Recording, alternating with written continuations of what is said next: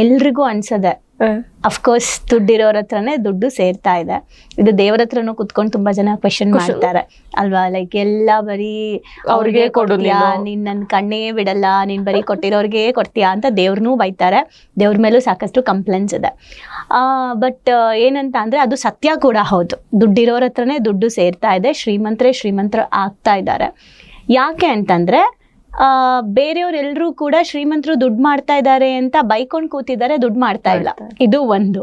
ಯಾಕೆ ಅವ್ರ ಹತ್ರಕ್ಕೆ ಸೇರ್ತಾ ಇದೆ ಅಂತ ಬಂದಾಗ ಅವ್ರಿಗೆ ದುಡ್ಡು ಬೇಕು, ಅವ್ರಿಗೆ ದುಡ್ಡು ಬೇಕು, ದುಡ್ಡು ಅವ್ರಿಗೆ ಇಷ್ಟ, ಅವ್ರಿಗೆ ದುಡ್ಡಿನ ಅರಿವು ನಾಲೆಜ್ ಇದೆ. ಆ ದುಡ್ಡಿಂದ ಅವ್ರಿಗೆ ಸಾಕಷ್ಟು ಕೆಲಸ ಮಾಡೋದಿದೆ.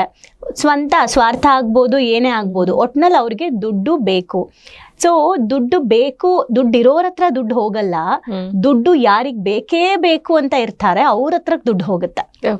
ಸೊ ಯಾಕೆ ದುಡ್ಡಿರೋರ ಹತ್ರಕ್ ದುಡ್ಡು ಹೋಗುತ್ತೆ ಅಂದ್ರೆ ಅವ್ರಿಗೆ ಬೇಕದು, ಅದಕ್ಕೆ ಹೋಗುತ್ತೆ.